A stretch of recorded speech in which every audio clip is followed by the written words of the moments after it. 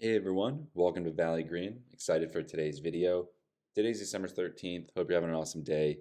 Today I'm going to be talking about two companies, go over their latest financials, and I'm going to be talking about some option strategies you could play and utilize on these companies, even if you have a small account or a large account. Quick shout out to App Economy Insights.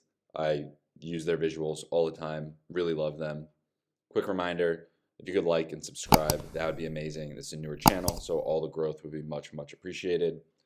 The first company I'm going to talk about, as you can see here, is Costco. Costco is an awesome company. Quickly walk through their Q1 FY23 income statement. High level, as you can see, they have $54 billion of sales, but it's important to note their membership fees account for $1 billion of their sales. Their other sales are just effectively the merchandise sales and goods sold. As you can see, it looks like Costco actually does not make that much money. At the end of the day, only 1.4 billion. But I think it's important to note that majority of Costco's profit is actually from their membership fee. I think the membership fee is in like the 90 percentile of profit margin. So that's where they truly make the bulk of their money. They're not making it in the day-to-day sales from selling goods in their warehouses. Costco is trading a little bit higher from a stock price perspective. I'll jump into that in a second and walk through kind of what's happened in the stock lately, and then what are some option strategies you could utilize. Like it's noted here, the majority of Costco's profits do come from membership fees, like I was mentioning. So interesting to see this visual. Jumping over to Yahoo Finance, we'll quickly take a look here. As you can see, the market cap for Costco is 216 billion.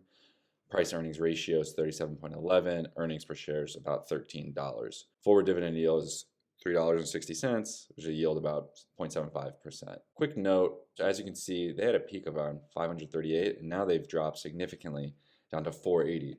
You still may be thinking, this is an expensive stock. So as you can see in this 1 month view, there was this massive drop on November 30th, continuing downward, and now it's somewhat stabilizing around this 480. But as you can see in this range, about 6 months, a little bit larger than 6 months, it's kind of went down, came back up, and then had this big drop down towards 480. Quickly looking at their investor report, this is actually from Q4 of 2022. 118, almost 119 million total cardholders, 92.6% renewal rate. So this is 92% renewal on that almost $1 billion of profit from the membership fees. So this is the annual membership fees of 2022. So now you may be thinking, okay, well, Costco's a really expensive stock. It's trading in the 400-ish price point. What can I do? I may not have $40,000 to sell a cash secured put. If you have that collateral and you want to sell a cash secured put, I'll quickly walk through kind of the strategy and approach that you could do for it. So I'm going to choose a strike price about 40 days out, so 39 days out, January 20th. And then you're saying, okay, Costco's come down and it's stabilized at this price point, and you think it's actually going to move back upwards and it's not going to go any lower. So one, you're either using the strategy to create income by selling a cash secured put, hoping that the stock continues upward, or you're selling a cash secured put in order to purchase the stock at whatever strike price you choose while collecting income from selling the cash secured put. So what you would do if you were willing to buy the stock at $480 and you have $48,000 of collateral put up to purchase the stock, you could sell a cash secured put at $480. If you did that today, you would collect $1,260. And again, this is a lot of collateral put up. So that would be about 2.5% return in the 39-day period. So worth considering. If you're a little bit conservative and you think Costco is a great company and you want to sell a cash secured put, you could do a 450 and you think it's the stock's going to continue to go upward. Today you would collect 490, but you'd still be putting up $45,000 of collateral. The risk and reward may not be there. It's almost just about 1%. This is definitely a strategy to consider if you're willing to purchase $45,000 worth of Costco's stock, 48,000, 49,000, etc., and you want to collect some premium in the meantime. If you don't have that much collateral, which totally makes sense, you could do what's called a bull put spread. So I'll quickly walk through that. So bull put spread, the amount of collateral needed for this strategy is going to be much, much less. So what you do here is you've effectively have two options. You'd be selling a put. So in this scenario, you'd be selling a 455 put, and then you'd be protecting yourself by buying a put lower. So in this scenario, a 450 put, and you would collect the delta of the premium of those two options. So in this scenario, you'd be putting up effectively $500 and you'd be collecting $88. So that'd be a 17.6% return in 39 days. So this is saying you don't want the stock price to go below 455. You're protecting yourself by making the total fees at risk only $500.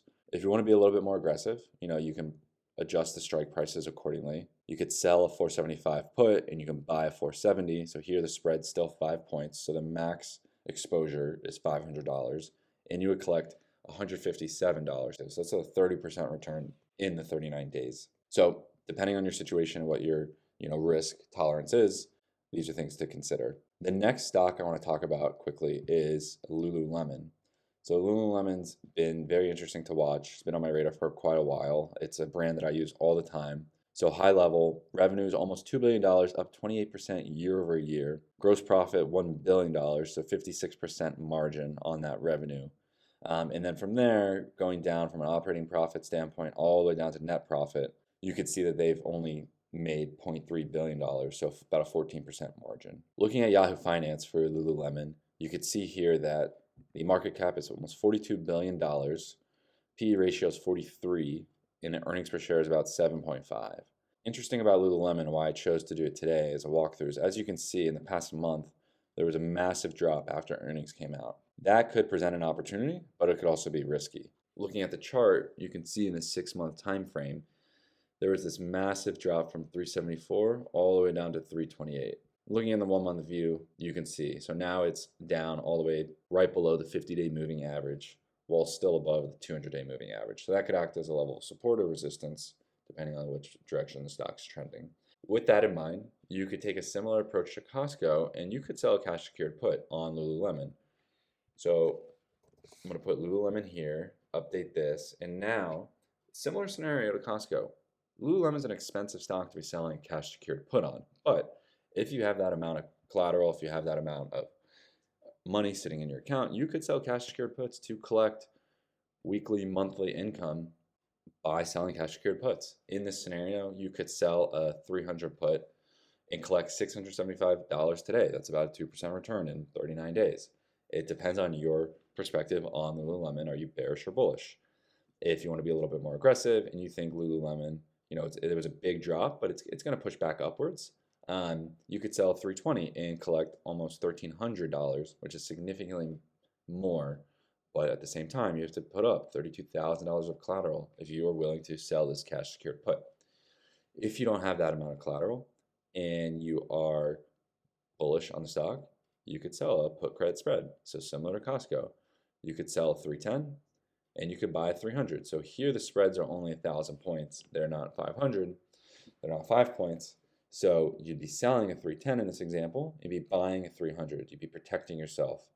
So here you'd be putting up $1,000 of collateral and collecting $273 today if you sell this option. If you're bearish, you could take the other end of the spectrum. You could sell a call credit spread. So here you'd be doing the opposite. You're saying Lululemon's going to stay down, a drop down, it's going to stay down, and you're bearish. So what you would do here is, for example, you could sell a 360 call and you'd buy a 370 call.